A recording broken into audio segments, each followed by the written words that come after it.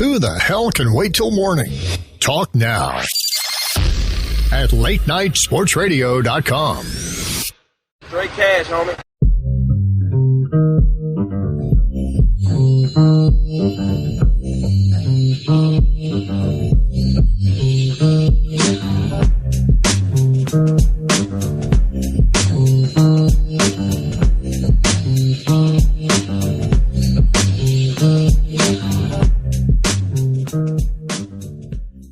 Back for another edition of the Claire-vs-Carlson show, episode 6. It feels like 666 because this is my cross to bear working with you, Claire. It is Tuesday, well, technically Monday, September 29th, 2014. Claire-vs-Carlson show. There are many things you can put in your ears. This is one of them. We are part of the Late Night Sports Radio Network, latenightsportsradio.com. She is Claire, not Chris Mullins or Sean Mullins. At the Claire Bear 23, infamously, of the NFL Female Podcast. I'm Andy Carlson, at Purple for the Win. Don't really need much more introduction than that because I'm kind of a big deal. And we can be found at Claire vs. Carlson, all one word, on the Twitter machine. And check us out on our YouTube page. And also, we're available on Late Night Sports Radio's iTunes feed. Search Late Night Sports Radio on the iTunes store. And another solid 1 minute of filibustering before Claire gets a word in edgewise. How you doing, Claire?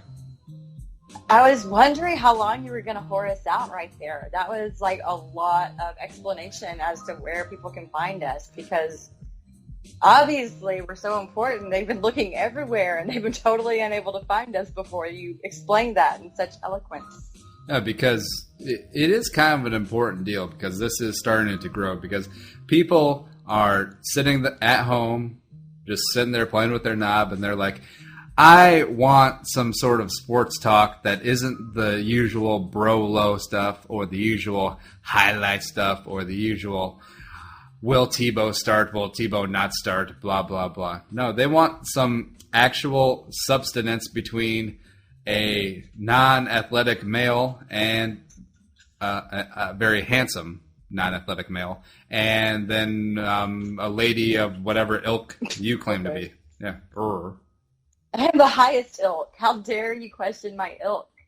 That's just rude. But I guess we're lucky to be here, aren't we? I guess they're lucky to have us here, the people who are looking for us. And since you're from the South, pointed in the right direction. You probably give all the gentlemen down there the vapors. Is that a correct Southern colloquialism? It is actually a Southern colloquialism, and you can't say it anymore because people give it a context that's not intended, so it gets gross and warped in the translation. But I do kind of think that's cute. Well, now give me an example of how it's warped. Well, no, I mean people will equate it. Mm-hmm. It should be like something. They don't understand what that means because it's like late 1800s. Your corset's too tight, and the ladies are fainting all the time because they're not nourished correctly. And the fainting is the vapors. But people in today's society don't understand the literal explanation of what that means. All right. So when you say that hot guy over there gave you the vapors, and then a group of people around you might think that oh, does she talk about chlamydia? Yeah, the airborne disease we all fear called chlamydia. Yeah, that's exactly what people say. Girl, that guy just give Claire the... Do you get it? I get it. The clap. All right, so completely derailed this already, but for you and I, Claire, this is a very exciting college football and NFL weekend for us, and we'll hit some of the highlights. Texans, J.J. Watt is the NFL MVP. Neckbeard Kyle Orton is back in the NFL. It's Teddy time in Minnesota. Brady Hoke is dead man walking. Texas A&M is a thing. Derek Jeter. Goodbye. You gone. See ya. Ohio State strength coach destroys some sort of brolo. Javon Belcher had CTE allegedly. The Cowboys are for Rizzle. While Ron Landry finally gets popped for PEDs. And a bunch of other random stuff. But Claire, overall, tell us about your weekend, since it sounds very exciting. You got about 3 hours of sleep. You got the vapors from J.J. Watt. Give me a story. Well, I have the distinct honor of attending the Houston Texans football game where they host the Buffalo Bills. Yes, on Sunday. This past weekend, and did some tailgating. Had excellent seats in the first level behind the end zone, the opposite end zone where the players come out. So that was a good view. Now, which Texans practice squad player are you sleeping with to get these tickets? How dare you question let me Wikipedia. my moral standing? What? Who's on the Texans practice squad? To the Google machine. I don't know. I'm not feeding your silly suppositions about what I do in my personal life. All right, proceed. Okay, so, jeez, all the business all the time. So yeah, hung out, was drinking bourbon at about 9 a.m. What kind of bourbon? And that's it's 1835. It's a Texas bourbon. It's delicious. And some beers, and had some burgers my friends grilled, and we just chilled. It was great tailgate because there's different lots. In the blue lot, it's like everybody has really loud rap music, and it's so crazy, and it's a huge party. Oh, not rap music at the tailgate game. Well, I don't care about it. I mean, it doesn't bother me, but I'd rather have like conversations with friends as opposed to seeing who can have the most Jello shots and play their music the loudest. So anyway, we chilled, my friends and I did. We just relaxed and then drank, and then went to the game and drank and watched some horrible first half football, especially in the first quarter. But then the third quarter came, and J.J. Watt he went all J.J. Watt on everybody. And it was really the cutest thing ever when he scored his 80-yard touchdown after the interception of E.J. Manuel, who has been subsequently benched for one Kyle Orton. You mentioned Kyle Orton earlier. Neckbeard, yeah. Yeah. So... No, J.J. Watt is a good player, but my God, E.J. Manuel basically just handed him the ball. I know, he totally gave him a reach around as J.J. Watt passed. He liked it. Everybody there liked it. J.J. made him like it. Now, I've been saying for a long time that E.J. Manuel, the guy who replaced Christian Ponder at Florida State, and the guy who a lot of people said Christian Ponder stole playing time away from during Ponder's senior year in Tallahassee. Oh. He is worse than Christian Ponder. I thought he might be on par, like they might be basically the same guy. He is somehow worse than Christian Jerome Ponder. I don't know how it is. I don't know how it's possible. Well, he isn't good. But also, and you can kind of see Doug Maroon's situation, because Kevin Kolb was going to be the vet who ran things until E.J. Manuel was ready. Well, Kevin Kolb had all those concussions. I don't know. If you're hitching your wagon to Kevin Kolb, you deserve to be fired. Well, until E.J. Manuel was ready to play. I'm just saying. It didn't go as originally planned. And E.J. Manuel was thrust into a situation he was obviously ill-prepared for. And to keep him in that situation does no one any good. So let's step back, hand the reins over to Neckbeard, and see where he takes your football team. It's so weird because Buffalo does have a lot of talent, especially on offense. I mean, their offensive line is nothing to write home about, but they got Fred Jackson, C.J. Spiller, who have ruined many fantasy seasons by being on their team and being played against your team. And then Sammy Watkins is a stud. Mike Williams is aight. Robert Woods is fine. And just E.J. Manuel is terrible. He can't really get the ball to anybody. He stares down his receivers. He was better this week about getting the ball out more quickly. But you can just tell there's some fundamental things he is not doing in the quarterback position. And he just doesn't need to be starting right now. It's not in anyone's best interest. And it's kind of sad because I think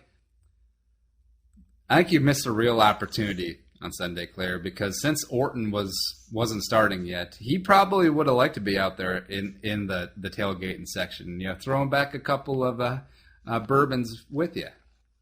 Well, Kyle Orton would have been welcome. He seems like a pretty mellow cat. I'd like to hang out with him a little bit.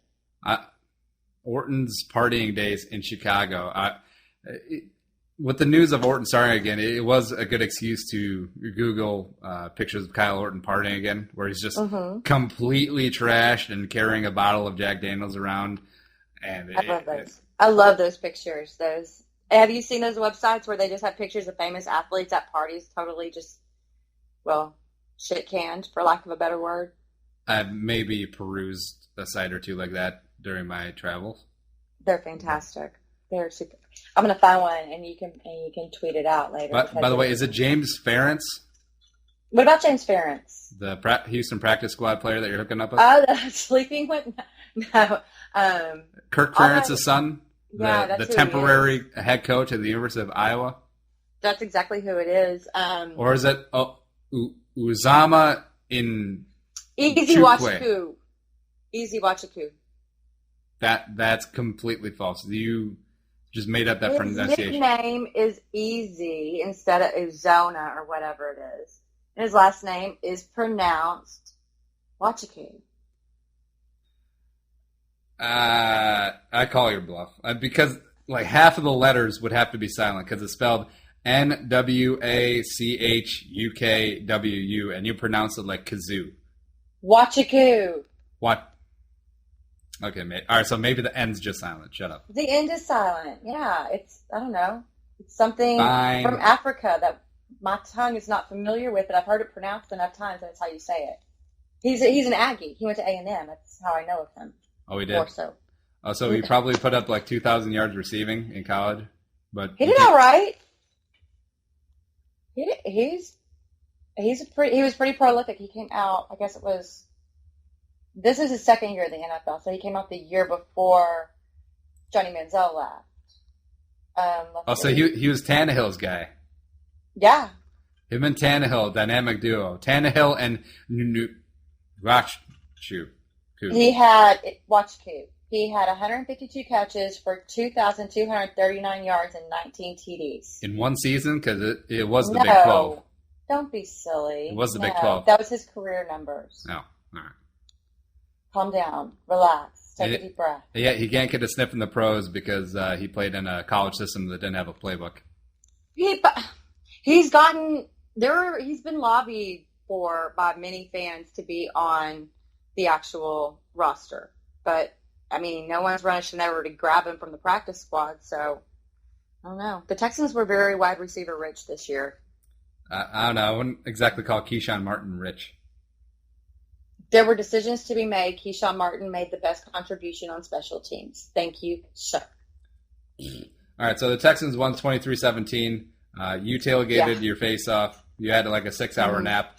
Fitzmagic was not Fitztragic, and Houston won the Ryan Fitzpatrick Bowl. So congratulations. Did you see the pregame thing that he did? It was so I saw a link to it. I didn't click on it because mostly out of indifference and apathy. What's wrong with you is like the cutest thing ever. He goes crazy. He goes a little bit insane. You want to hear it? No. Well, did his voice crack in it? Yeah, it totally does. You should see DJ Swearinger watching. It's like really, really adorable. Okay. But this thing means something to me. It means something to me. It's something about me. If you want to know how to play today, look to me. Every play. They're so cute. See, that's really cute, right? We're going to go out there and we're going to beat Yale. I mean, wait, what? Yeah, because we know, in case you haven't heard, he went to Harvard. So apparently he's smart and stuff. All right, so that was my exciting thing. Go ahead. Sorry. Where were you sitting relative to the J.J. Watt touchdown? The opposite end. He ran away from me. Oh, so you could see that ass while he was walking. Yeah, well, I mean, he's got, white guy ass. It's not that like big, it's all fat bubbly. ass. Sorry. It's an ass. Go ahead. Sorry, that was from SNL. Did you watch SNL this week? Some of it, but it did not really do it for me. I'm not finding the redeeming qualities in the show that you seem to find. And my big fat ass. A.D. Bryant's funny. Come on. Is she the one that kept screwing up at the beginning, though? It really messes me up. All right, well, let's get into the SNL points. So SNL, their cold open was a sketch about the NFL and their handling of the domestic violence situation. Host Chris Pratt did a bumbling Roger Goodell impression. It was basically just Chris Pratt in a wig. Keenan Yes. Thompson was Ray Lewis, kinda, and Jay Farrow was Shannon Sharp, and A.D. Bryant was the